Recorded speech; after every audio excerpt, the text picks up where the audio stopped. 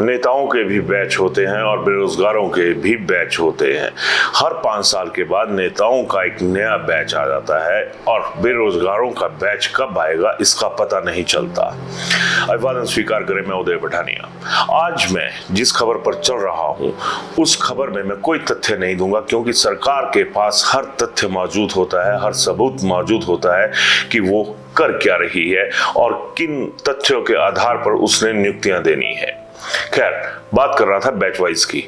इन दिनों जो टीजीटी का बैच वाइज भर्तियां होनी थी उनका शोर मचा हुआ है और आलम यह हो चुका है कि आज एक खबर छपती है कि बैच वाइज भर्तियों की फहरिस्त में जो टॉपर रही थी एक दौर में, वो अब रिटायर होने की जो उम्र है उसको भी क्रॉस कर चुकी हैं और उन्हें बैच वाइज नियुक्ति लेने का भी हक उनके पास अब बकाया नहीं बचा है। तो ये बैच वाइज जो प्रक्रिया है उसकी अगर बात करें तो हिमाचल में ये पैटर्न है कि जब बैच वाइज भर्तियां होती हैं तो 50% जो पद हैं वो बैच वाइज भरे जाते हैं और जो बकाया 50% बचते हैं उनमें जो नियुक्ति हैं वो कमीशन के जरिए होती है। लेकिन ये दोहरे मापदंड क्यों, इसकी एक उदाहरण मैं आपको देता हूं। तो कायदे से शुरुआत करूंगा मैं बैच वाइज जो भर्तियां होनी थी उन्हीं के लिहाज से। आज से लगभग 8 महीने पहले बैच वाइज नियुक्तियों के लिए जो फाइनल इंटरव्यू थे वो हो गए और सरकार ने उसका रिजल्ट भी घोषित कर दिया। लेकिन उसमें एक जो तकनीकी कमी थी वो रख ली या फिर रह गई, कुछ भी कह सकते हैं। जब इन बैच वाइज नियुक्तियों का जो रिजल्ट था वो आउट हुआ, उसमें रिजल्ट तो बता दिया गया लेकिन ये नहीं बताया गया कि वो आखिर ज्वाइन कहाँ पे करेंगे। और कहा गया कि विंटर क्लोजिंग और समर क्लोजिंग स्कूल जो है उनमें अब अध्यापकों की कमी नहीं बचेगी, क्योंकि जो बैच वाइज भर्तियां हैं उनमें जो लोग तैनात हुए हैं उन्हें नियुक्तियां दे दी जाएंगी। लेकिन नियुक्तियां कहाँ दी जाएंगी, उनको स्टेशन कहाँ पर दिए जाएंगे, ये अलॉट करने के बारे में उन्हें नहीं बताया गया। और उसके बाद एक सदाबहार बहाना जो है वो सरकार के पास आ जाता है, यानी चुनावों की आचार संहिता। और आचार संहिता लगी, पहले लोकसभा चुनावों की लगी, लोकसभा के साथ जो 6 उपचुनाव होने थे वो भी उसी में सम्मिलित थे।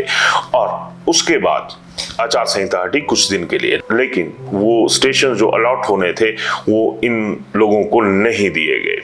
और नतीजा ये हुआ कि अब कुछ लोग ऐसे हैं, अभ्यर्थी ऐसे हैं जो अब शायद ही कुछ माह या कुछ दिन की नौकरी कर पाएंगे। जिस तरह से मैंने पहले कहा कि एक जो टॉपर रही थी वो अब ओवरेज हो चुकी हैं, सरकारी नौकरी करने के योग्य नहीं रही हैं। फिर दूसरा पहलू आता है जो नेताओं का रोजगार होता है उसका। ये आचार संहिता जो लगी उसी के ऊपर मैं अब बात करूंगा, क्योंकि लोकसभा के चुनाव थे तब आचार संहिता लगी, 6 बागी थे, उनकी वजह से जो उपचुनाव होने थे उनके ऊपर आचार संहिता लगी। और अब जो 3 बकाया आजाद विधायकों की वजह से उपचुनाव होने जा रहे हैं उसकी वजह से आचार संहिता लग गई है। तो आचार कहाँ पे है, किस आचार संहिता की बात की जाती है, किस व्यवहार की बात की जाती है जिसमें जो लोग हैं वो ही दरकिनार होकर रह जाएं। अक्सर ये बहाना लगाया जाता है कि हम इसे इलेक्शन कमीशन की हाँ के बाद इसे लागू करेंगे, लेकिन इस मसले में तो इलेक्शन कमीशन ने भी बीच में हाँ कर दी थी। बावजूद उसके 2 बार आचार संहिता लग चुकी, लेकिन इन लोगों को कौन से स्टेशन देने हैं उनके बारे में कोई बातचीत नहीं हुई।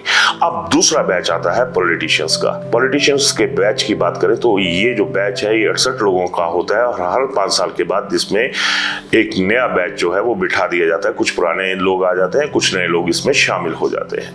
और जिस तरह से हाल ही में सियासत में हुआ कि 9 लोगों ने बगावत की और अब एक बार फिर उनकी सियासत में भर्ती के लिए सदन में अपनी कुर्सी रिजर्व करने के लिए आचार संहिता लग गई। अब सवाल उठता है कि इन बेरोजगारों का क्या, जो पहले ही 25, 26, 27 साल तक अपनी जिंदगी के सरकारी नौकरी के इंतजार में तबाह कर चुके हैं। और अब सवाल ये भी उठता है कि इन्हें 2 साल का कॉन्ट्रैक्ट पीरियड दिया जाएगा, 2 साल के कॉन्ट्रैक्ट पीरियड के बाद इन्हें रेगुलर किया जाएगा। जब सरकारी नौकरी में ले लिए गए तो फिर कॉन्ट्रैक्ट की व्यवस्था क्यों? क्या हर हक नेताओं के लिए ही है? ये सबसे बड़ा सवाल है। हैरानी की बात है, जब नेताओं ने अपना बैच भरना होता है उसमें अभी 9 लोग कम हैं और 6 पहले भर चुके, अब 3 लोग बकाया हैं। ये भी 23 जून तक जो है वो अपनी अपनी जगहों पर पहुंच जाएंगे। लेकिन वो 1023 लोग जो टीजीटी बैच वाइज जो नियुक्तियां थी उनके इंतजार में बैठे थे, उनका क्या?